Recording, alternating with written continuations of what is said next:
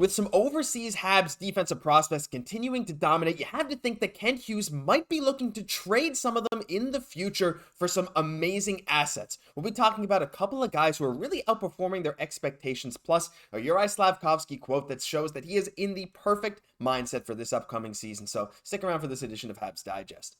Jesse, let's dive into this Slafkovsky quote. And I feel like he said something similar before. Maybe it's a quote that we've seen before, but regardless, this is coming back up in the news media today. As I saw it on Reddit, and I'd share it with you guys. Of course, Go Habs Go, one of the top contributors on the Reddit. Shout out to them. But a quote from Juraj Slafkovsky. I have some of my personal goals. I don't think I'll share them. I want to be good for the team. I want to win every single game that we can. I'll try to work on that with my teammates. It's better to work on them in silence. Now, again, I feel like he's either said something similar, we've seen this quote before, but regardless, Jesse, look, we're not going to sit here and say Slafkovsky's going to go take over the league this year and score 70 points. But we're also not going to say that he's a complete bust, right? There are expectations for Slav for him to at least improve this year, but I feel like this quote here shows that he's in the exact right mindset where he's like, hey, I want to help my team win. I want to improve on what I can improve and just let me alone and do it, and I'll show you the results. And he's actually a very smart young man. And he's shown that in a lot of ways of just kind of sharing his philosophy in life and kind of wanting other people to succeed and everything else. He has a lot of wisdom, from Juraj Slafkovsky. And I really like that he's just really taking this approach where, he knows how to do it, but he knows that sometimes if you're just laying all your cards on the table, that really you need to put that work behind the scenes first. So even though he has those personal goals that he really wants to achieve, and I think it's great that he has those, and that is very important, he's definitely putting the team first.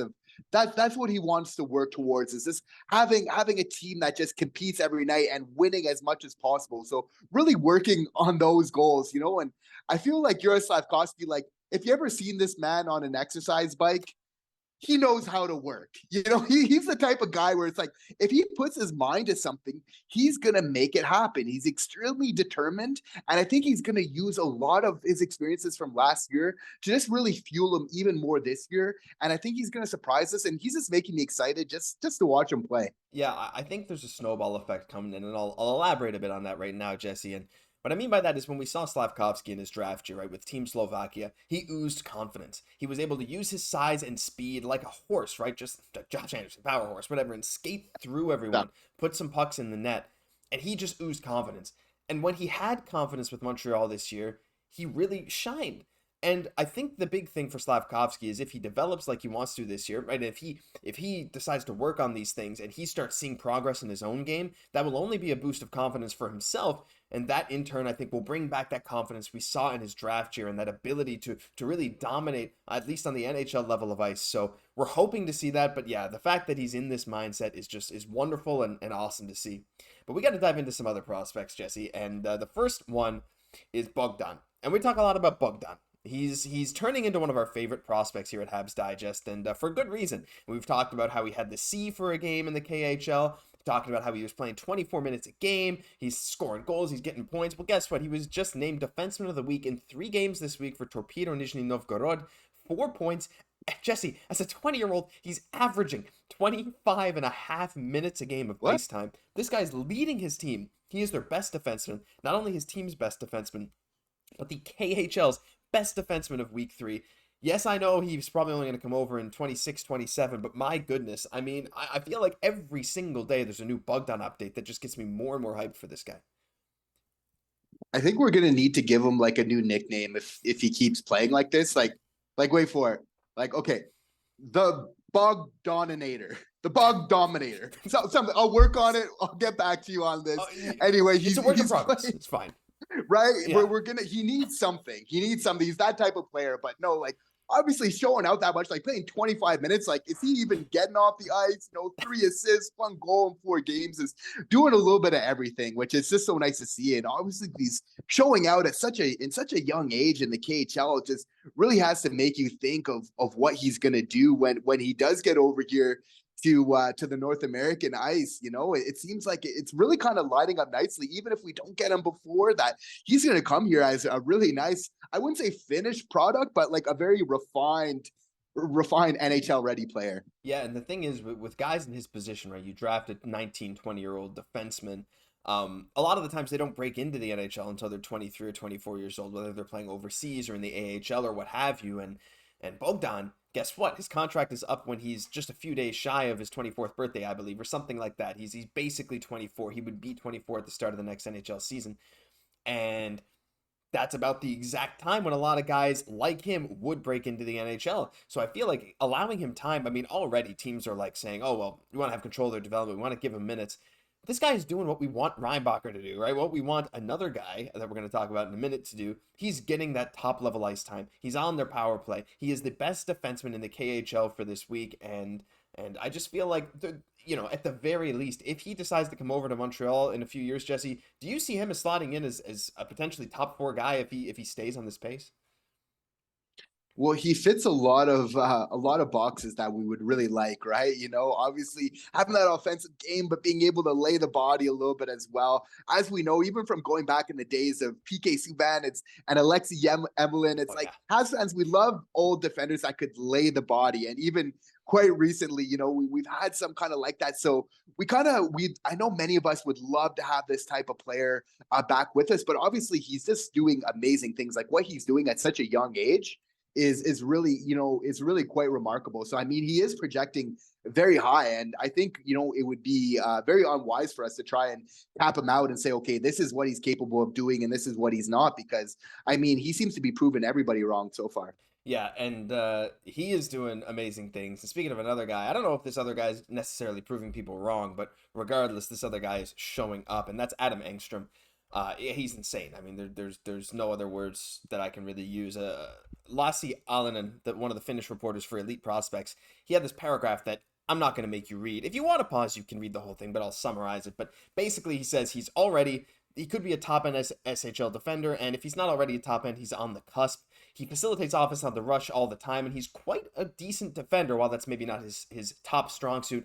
And while he's not a high-end playmaker yet, the advantages he creates from his skating and his good positioning and his smartness with the puck and his skating in general lead him to being one of the best defenders in the SHL this year. And if you looked at our video yesterday, or whenever this post, I'm not sure, maybe it'd be 2 days ago, but Adam Engstrom, in the SHL was ranked as the top league in the world outside of the NHL and AHL. So this guy, just 2 Habs prospects now getting top-end minutes as top-level defenders in their respective leagues that are some of the most respected in the world at just 20 years old. Jesse, we already saw Alexander Romanov get traded in that Kirby Dach deal. We know that Kent Hughes is not afraid to trade prospects or decent draft picks to get capital like a Kirby Dach, like an Alex Newhook. But you got to think, with the amount of defenders that are currently on the Habs training camp preseason roster, with the amount of defenders like these guys who are overseas still killing it, something's got to give eventually. And I feel like an Engstrom or a Konyushkov could really be a very solid piece for a team that needs some future defense that's willing to give the Habs what they want. Yeah, it's really one of those things where it's like you want to be patient with your prospects because we don't know what they can really turn into. But at the same time, it's like you want to sell high because sometimes if you wait too long, we've seen prospects in the past that obviously their trade value goes down. An example might be of Matthias Norlinder, of why some people are maybe kind of thinking, wanting a little bit gun shy of Adam Engstrom, not wanting to get on that train too quick. But I would argue, just as a side note, that, they're different players. With Adam Engstrom, a little bit more of that mobility, which is really today's game. If you're a defender in today's NHL, mobility has to be one of your top things that you're really doing, right? So it's going to be interesting because especially on defense, we have a lot of young defenders, not only on the roster, but in the prospect system, right? So it's a thing where it's like, Kent Hughes isn't going to be able to wait till we just kind of lose a lot of these prospects for nothing. We're going to need to see which ones really fit into our system, but otherwise we're going to need to make some moves and kind of get players that are a little bit more NHL ready as we look to kind of compete a little bit more. This will be a balancing act that I think Kent Hughes and Jeff Gordon will definitely need to get right. Yeah, for sure. I completely agree. And actually, I'll compound on your point about Norlinder. A lot of people saying, oh, like you said, it's just Norlinder again. Well, no, their NHL equivalency scores in their draft year, or maybe it's this year, their draft plus 1, whatever it is. Adam Engstrom's was double that of Matthias Norlinder, 24 versus 12. And also, Adam Engstrom was playing in the full-on SHL, I believe, a full year, maybe between a year and 2 years ahead of where Norlinder was playing, right? Norlinder was playing in the junior under 20, whereas at the time Engstrom was already in the SHL, so he was playing in a better league at a younger age than Norlinder. So all the signs point to him being at least a solid prospect and maybe an NHL regular in the future. So, but yeah, Jesse, I mean, it comes down to it. the Habs have so many defensemen. They have Reinbacher, they have Mailloux, they have Hutson, who we haven't even heard from in a while, right? Because again, he's just in his offseason. We still have Engstrom. We have Konyushkov. We have a lot of these guys that a lot of other teams would probably pay a pretty penny for.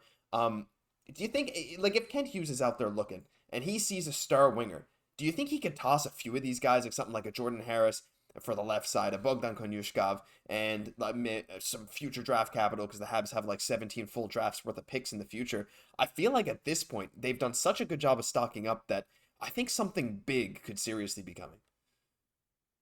And I think that's exactly the way to do it, Josh. It's like, we got a lot of good prospects, some of them that'll probably turn out to be very good, but we're still missing that high-end talent. So if you can kind of package a couple pretty good players to get one really, really good player, I think that that's a trade where Montreal's system, every team has different needs. For us, that's what we need. We need that high-end talent on defense, on offense. So kind of putting that quantity, and then if we can kind of package that with maybe some NHL ready things as well. And since we have so much futures, maybe even putting that, which can be very enticing. We know a first round pick can make a lot of things happen. I think that that's what the Habs need to do. At a certain point, it's like definitely quality. It's more important than quantity. And we have a lot. And I think that there's a lot of value in that. And I think it's a safe bet in a lot of ways. But when the time is right, you definitely need to look to package that in the best possible way to really get the top end talent this team needs. Yeah, I mean, again, if Trevor Zegras was ever made available, this is like, I know the Ducks aren't necessarily interested in defensive prospects, but someone similar to that, maybe an RFA, right? Or some guy who's disgruntled with his team, even if it's 2 or 3 years down the road, the Habs will still have lots of capital from the picks that they'll make this year, next year, whatever. So there's a lot that could be coming. It's a very exciting time to be a Habs fan, and I feel like even if the team on the ice is still missing that one little piece from being a contender, they could be coming a lot sooner than we think. But that'll do it for this news edition of Habs Digest. If you enjoyed, leave a like, comment, subscribe to the channel. Thanks so much for the subscribers in the last video. We really appreciate all the support.